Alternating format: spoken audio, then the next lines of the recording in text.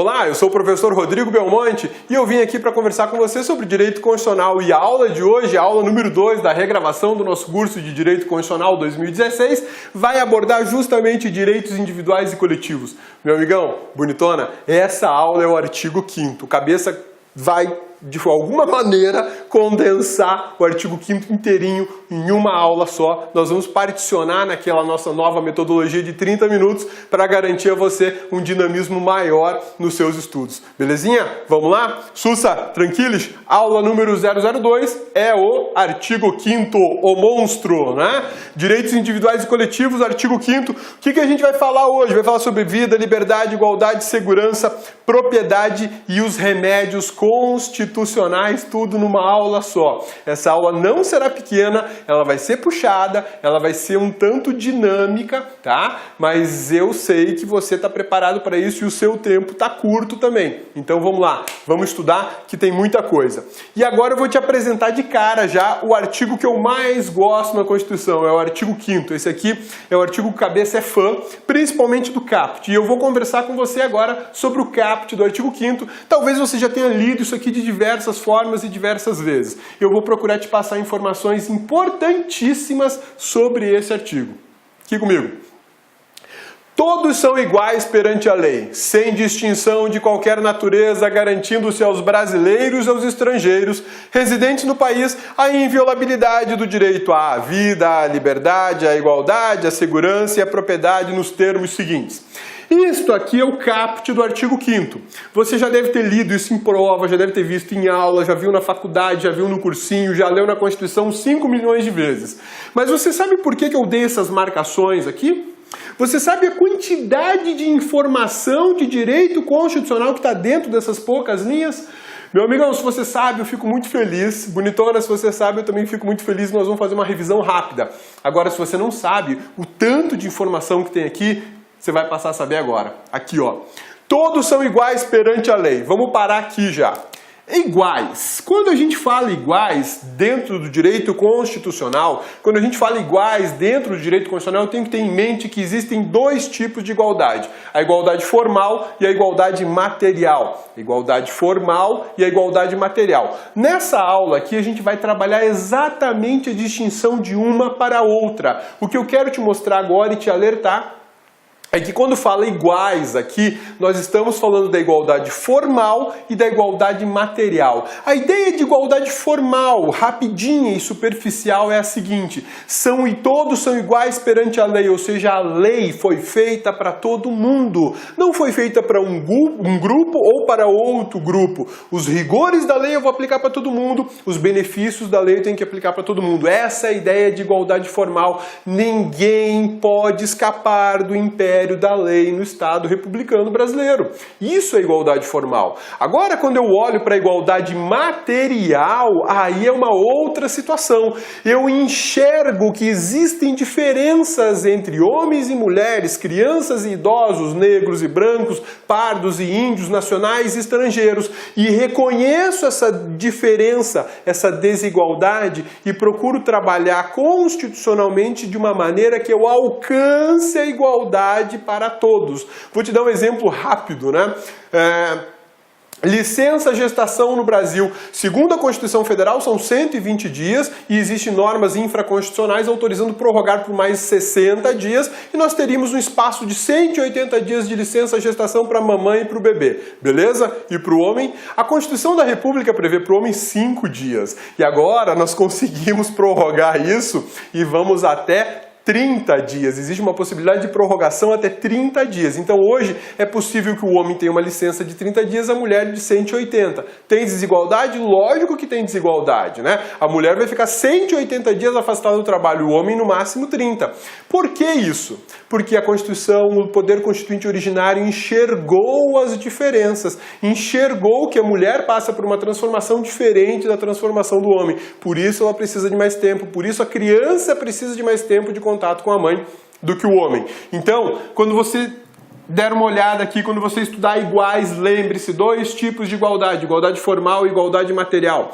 E quando a Constituição continua e fala, todos são iguais perante a lei, Essa expressão lei, ela está sendo utilizada no seu sentido genérico, Eu não tenho aqui lei no sentido de lei ordinária ou lei complementar, aquela lei produzida apenas pelo Congresso Nacional. Não, eu estou falando aqui de lei no seu sentido de norma, no seu sentido amplo. E quando eu falo em norma, falo em lei em sentido amplo, eu estou falando em Constituição, estou falando em emenda constitucional, estou falando em lei ordinária, lei complementar, medida provisória, decreto do Executivo, decreto regulamentar, legislação estadual, legislação municipal, atos normativos da administração pública, tudo isso vai encaixar aqui no conceito genérico de lei. Então, abra o teu horizonte e entenda que essa lei que está aqui não é só a lei no seu sentido estrito. Portanto, todos são iguais perante a normatização do Estado republicano brasileiro. Eu não posso ter normas que beneficiem uns ou outros, ou aplique de uma forma para uma pessoa e de uma forma para outra pessoa. Vou te dar um outro exemplo fundamental.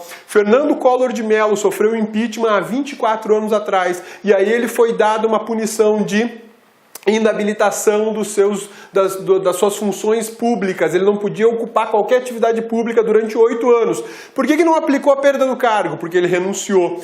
Hoje o Brasil vive, em 2016, o impeachment da ex-presidente Dilma e dividiu, tratou de forma diferente o mesmo tipo de condenação. Eu fiz um fracionamento da punição. Me parece que um dos primeiros dispositivos violados nessa decisão do Senado foi justamente esse aqui, da igualdade. Na época do Collor, queriam aplicar as duas. O Collor não queria que aplicasse nenhuma porque ele vazou antes do julgamento. Agora, no julgamento da Dilma, 24 anos depois, fizeram uma sessão, um corte, um fracionamento. Não, vai só uma punição, a outra não vai, né? Então, até isso a gente pode observar que a igualdade tem repercussão, por exemplo, no impeachment, tem repercussão num PAD, tem repercussão numa ação judicial, tem repercussão até numa questão de escola do seu filho. Fica ligado com isso. Sem distinção de qualquer natureza. O que quer dizer isso, sem distinção de qualquer natureza? Quer dizer que a Constituição Federal não tolera discriminações, a Constituição Federal não tolera um tratamento diferenciado, né? Mas espera aí. Então é proibida a discriminação no Brasil? Sim, a discriminação no Brasil é proibida. Ela pode ser motivo de racismo, de um preconceito genérico qualquer, né? Então eu não posso ter discriminações. Isso é garantia fundamental de todo cidadão ou de todo ser existente no Brasil. Ser vivo, ser humano, existente e pessoa jurídica. Agora vamos lá. E quando eu dou uma licença gestante maior para uma mãe e menor para um pai, eu não criei discriminação?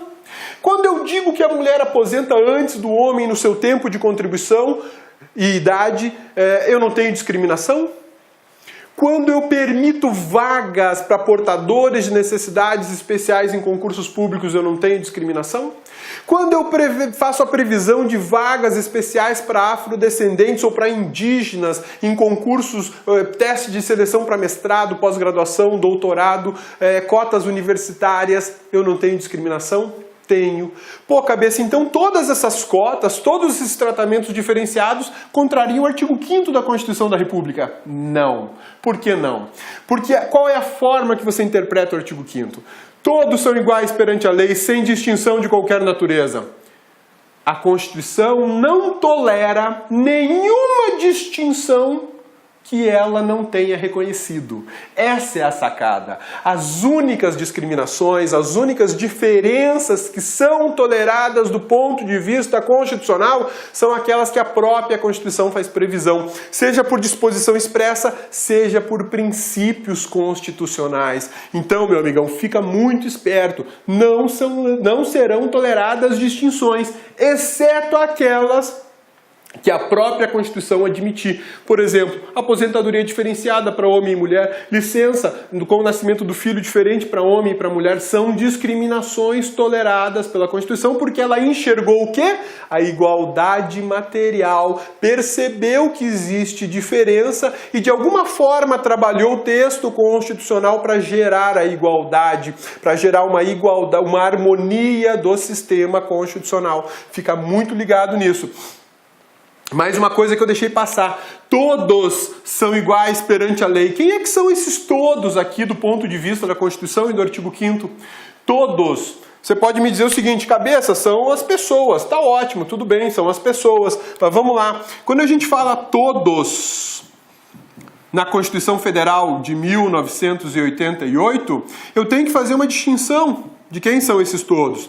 Pessoas físicas e também pessoas jurídicas. E quando eu falo em pessoas jurídicas, eu falo em pessoas jurídicas de direito privado e falo em pessoas jurídicas de direito público. Sim, as de direito público e de direito privado eu ainda posso ampliar esse conceito e chegar na administração pública direta e a indireta, tá? Belezinha? Sussa? Tranquilos? Então percebam que a ideia de todos aqui envolve todos os seres humanos. E eu não vou aqui deixar você pensar que são todos os cidadãos. Não. O conceito de cidadão que eu já venho trabalhando com vocês é um conceito contemporâneo, um conceito mais amplo, que eu não necessito de um título de eleitor para ser chamado de cidadão. Eu sou cidadão mesmo antes de nascer porque eu tenho direito de assistência à saúde, eu tenho direito de proteção à minha vida. Então eu faço parte desses todos beneficiários pelas garantias constitucionais. Isso é a cidadania constitucional.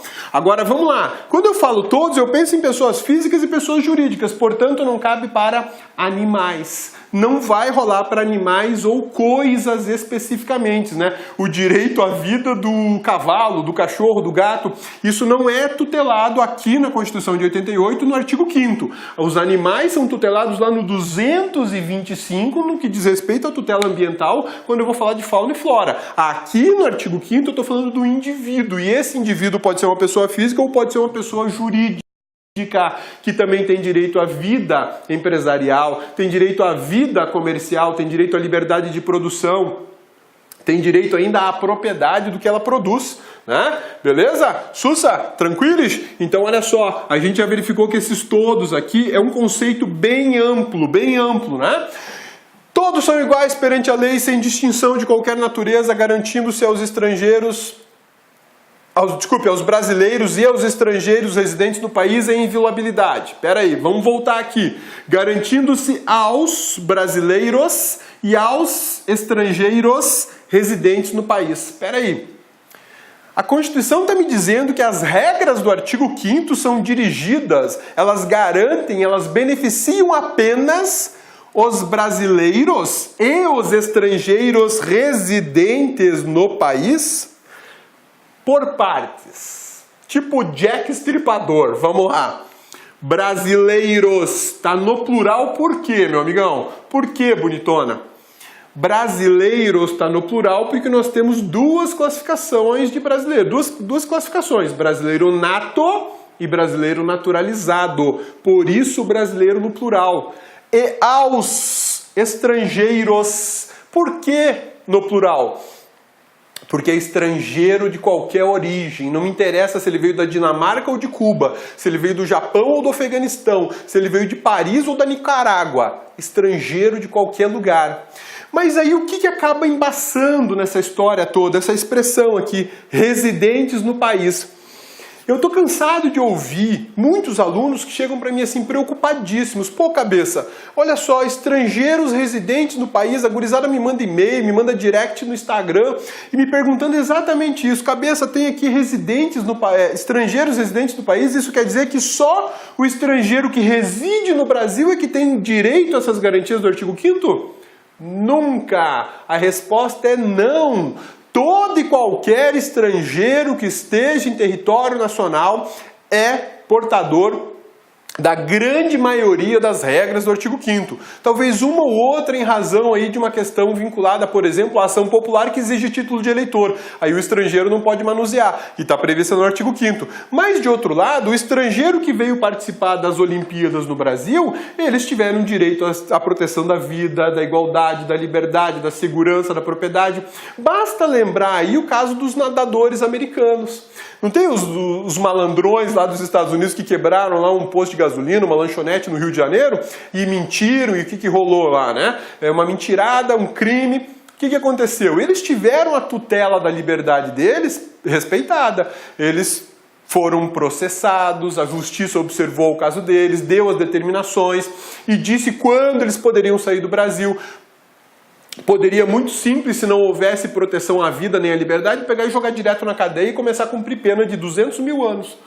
Afinal de contas, não são brasileiros, não são estrangeiros residentes, eles estão aqui temporariamente, vão ficar uma semana, 10 dias e vão embora, então não aplicaria para eles. E o exemplo foi exatamente o contrário. Respeitou-se todas as garantias fundamentais para aqueles cidadãos norte-americanos que vieram aqui no Brasil vieram aqui no Brasil competir, né? Beleza? Então, olha só, todos são iguais perante a lei, sem distinção de qualquer natureza, garantindo-se aos brasileiros nato e naturalizado, aos estrangeiros de qualquer origem, residentes no país, não, qualquer estrangeiro que esteja no Brasil. Essa ideia de residente, que o conceito é lá do Código Civil, local que eu escolho com ânimo definitivo de morar, não conta aqui. Pode fazer assim, ó, risca isso aqui, tá? Porque eu não vou entender que são só os estrangeiros no país.